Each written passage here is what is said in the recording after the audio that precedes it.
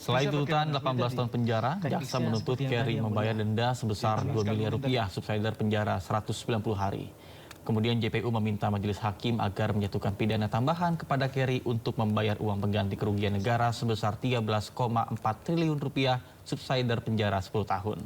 Kerry diyakini bersalah melanggar pasal 603 junto pasal 20 huruf C KUHP Nasional junto pasal 18 Undang-Undang Pemberantasan Tindak Pidana Korupsi. JPU menilai perbuatan Kerry tidak mendukung program pemerintah dalam rangka penyelenggaraan negara yang bersih bebas dari KKN sebagai keadaan yang memberatkan.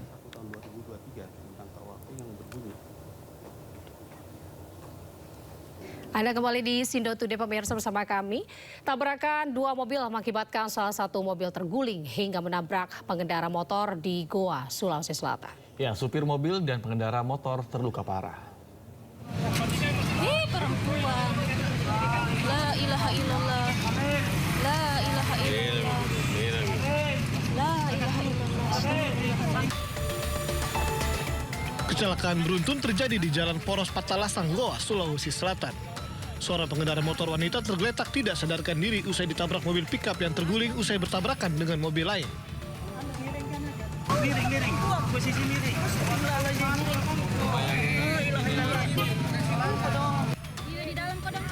Warga yang ada di lokasi lalu menolong pengendara motor bernama Alma, 19 tahun, yang terluka di wajah dan tidak sadarkan diri karena kerasnya benturan. Sementara itu, sopir mobil pickup bernama Alimsah, 24 tahun, juga terluka dan terjepit di dalam kabin mobilnya yang terguling. Mobil pickup dari arah Sungai Minasa ke arah Malino mendahului kendaraan ARV dan bersenggolan, setelah itu terbalik dan bertabrakan dengan sebuah sepeda motor dari arah Malino ke Sungai Minasa.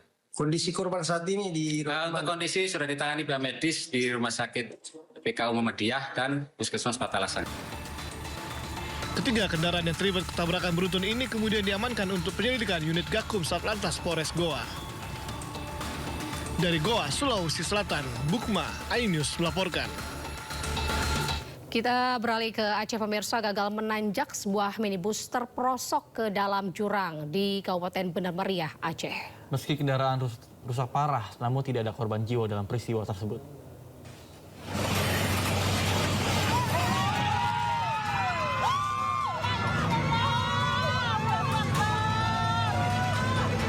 Sebuah insiden menegangkan terjadi di Jalan Eks Kertas Kraf Aceh, Desa Bintang Bener, Kabupaten Bener Meriah, Aceh.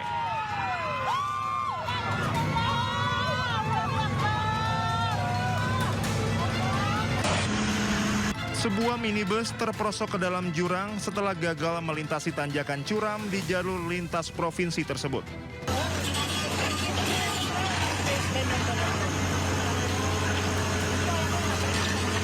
Meski kendaraan mengalami kerusakan parah, tidak ada korban jiwa dalam peristiwa tersebut.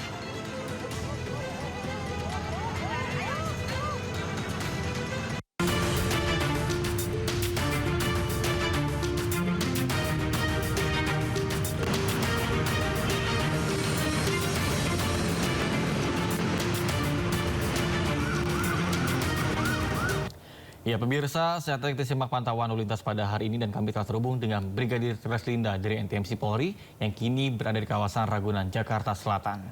Ya Brigadir Treslinda, bagaimana pantauan arus lalu lintas dari tempat Anda melaporkan?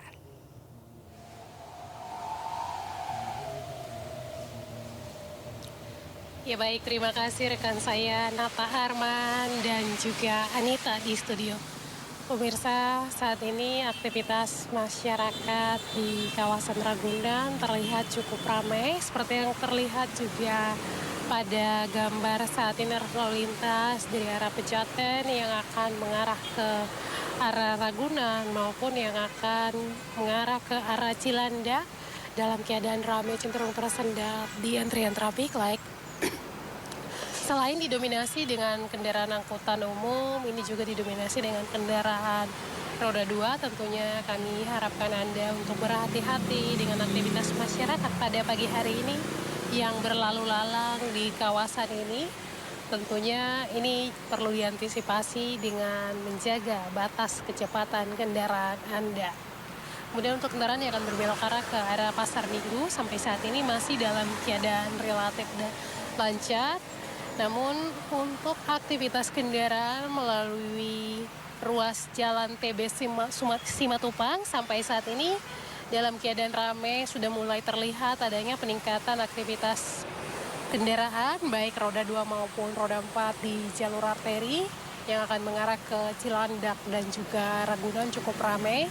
Tentunya kami juga harapkan Anda dapat mengikuti rambu serta marka dan juga arahan petunjuk petugas kami yang berada di lapangan, mengingat juga bertepatan dengan hari libur, tentunya akan ada aktivitas masyarakat yang akan mengarah ke arah Ragunan. Ini akan terjadi peningkatan hingga sore hari.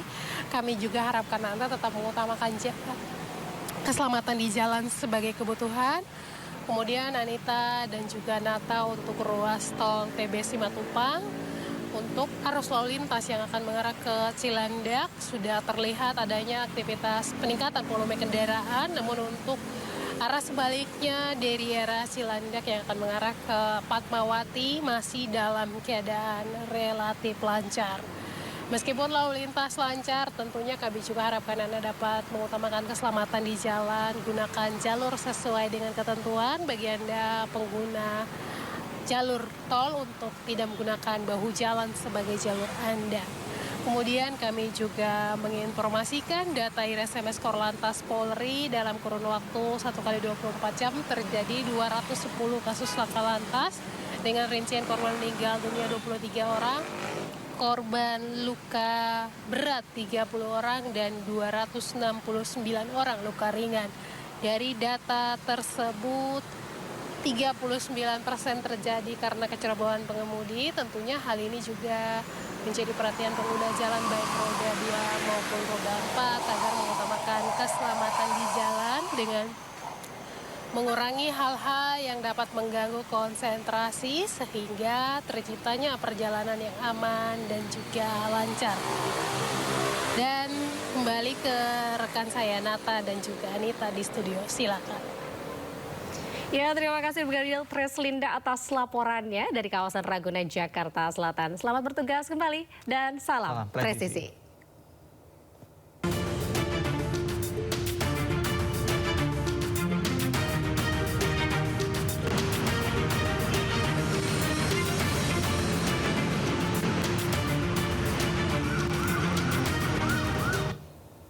Pemirsa, Keri Andrianto Riza, anak dari buronan kasus korupsi tata kelola minyak mentah Pertamina Muhammad Riza Khalid, jalani sidang tuntutan atas perkara yang menjeratnya.